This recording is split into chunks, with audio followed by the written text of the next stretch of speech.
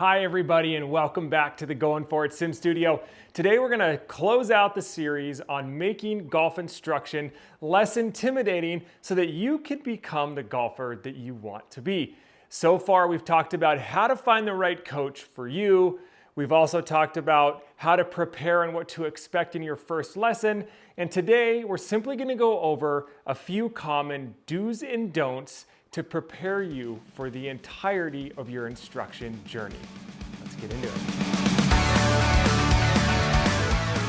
So if you've watched the first and second episode of my series, Knocking Down the Barriers of Intimidation into the World of Golf Instruction, you're really starting to see that it's not as intimidating as you initially thought it was. And it's actually a really enjoyable aspect of golf. And the best part is you do become a better golfer and you have a heck of a lot more fun when you get out there on the links. So how can we set your expectations with a simple reminder of some do's and don'ts throughout your entirety of your golf instruction? Well, we're going to start off with the one that is really the most important, and it's something that I bring over from my experience in the cycling world, and that's simply trusting the process. I don't see this enough in the game of golf, and in fact, I speak to a lot of golfers who kind of scoff at instruction because they keep going from instructor to instructor, trying to fix one thing as quickly as possible so that they can go and just magically be the crazy scratch golfer that they've always wanted to be.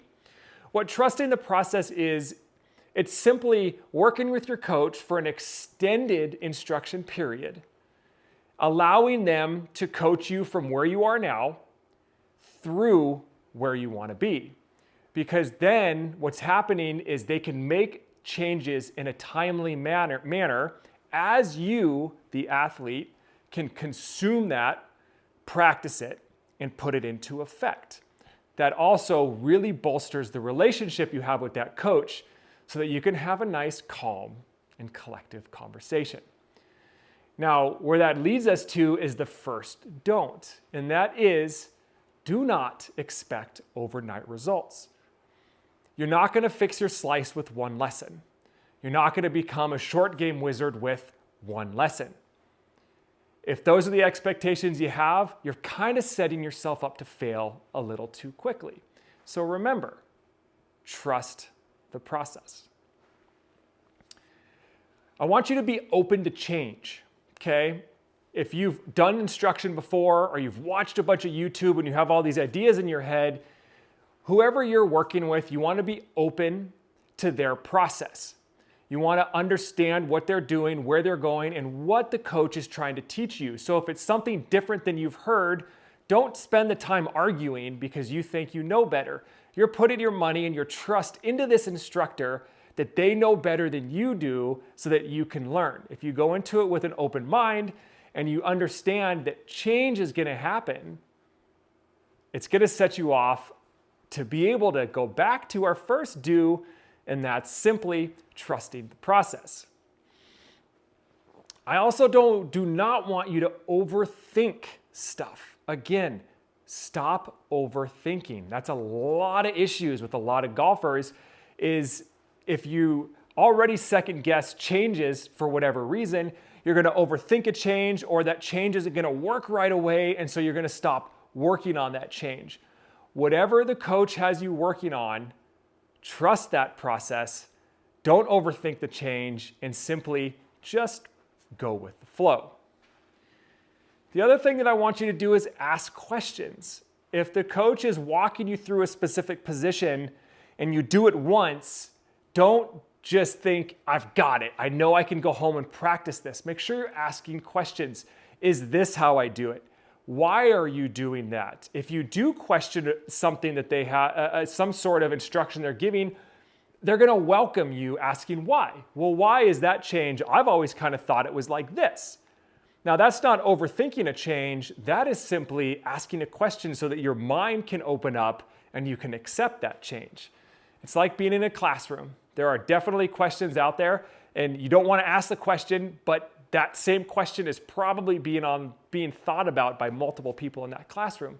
So ask your questions. Make sure that whatever drills you're given, you're going home knowing absolutely how to repeat those drills. Now, your coach will give you a video, or at least good coaches will provide a video that you can watch, but you still want to make sure that you understand the feel of that drill. That's why you're working with a coach in person, because you want to have that feel down so that you can go home and that you can absolutely practice it. The last don't is a pretty important one. And this is where the golf instruction journey becomes difficult. There's a lot of ups, there's a lot of downs. Small changes in golf are big changes in your swing. It's really difficult, and it can be hard on you, and you can be very hard on yourself. Not a good place to be. If you're getting frustrated, pause, step away for a day, and then come back. As you're making your way through golf swing changes, there's going to be some frustration. It's all part of it. Enjoy it. Enjoy the downs just as much as you enjoy the ups. It really makes the entirety of golf instruction a heck of a lot more fun. And finally, the very last do. This is just as important as trusting the process. Please, please. And I think this comes from every single golf instructor in the world. Please practice between your lessons. If you go to a lesson and your instructor helps you work on something, and you go home and you just come right back to your lesson a week or two later, and you haven't touched a golf club, practiced a drill, or anything, you're going to do the exact same lesson again. And then you, as the student, are going to be frustrated because you're paying for the same lesson you just had.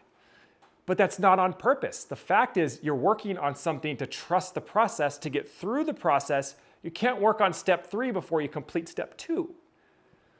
So utilize technology to your advantage if you have to. If you live in an environment where you just cannot get out on the course to practice, find a sim house, rent the sim for an hour, and practice that instruction. Try to do it a couple times. A lot of instruction that I have done, there have been drills I could do without even hitting a golf ball. You know, everybody has seen this one, right? Everyone is seated. They make fun of it in movies all the time. That is stuff that you can practice at your house without a club. Please work on your game in between lessons. It's going to do a couple things. First of all, it's going to help the process move along smoothly. It's going to help your coach trust you. Your coach is going to be more excited to instruct you because that's what they do for a living. They live to instruct golfers, to watch that golfer progress through their teaching. It's also going to take all the money that you've paid, the investment you're putting in yourself, and it's going to give you a result that you're looking for, right? You're not going to get through your 8th, 9th, 10th lesson and be like, gosh, what the heck have I been paying for? I'm still the same golfer I was when I started. It's going to put you right where you want to be, and you're going to become that golfer that you want to be. Utilize your camera systems, okay? Simulators, cameras. Every single one of you have a cell phone, I bet, that'll show you what's going on. Put a camera behind you if that's the angle you need to look at. Set one up. It just doesn't even have to have anything fancy. Just set it up so you can see your swing. That way, whatever drill you're doing, you're going to be able to say, oh yeah, you know what? That looks exactly like it did in the video that the coach sent me. And then you know what you get to do when you go to your next lesson is you get to be like, coach, check this out. That drill we were working on, watch how good I am at it. Bam. And then there we go. Relationships bolstered. You're pumped. Coach is pumped. You're becoming that golfer you want to be. I really enjoy golf instruction, as you could tell. I'm a student of the game. I hope you become a student of the game too. Please like, follow, and subscribe. I'm going to continue talking about my experiences to help make golf more accessible, to get more people out there without the intimidation that has traditionally come with this game. And I cannot wait to continue to share. Enjoy your golf instruction journey. You're going to become that golfer that you want to be before you know it.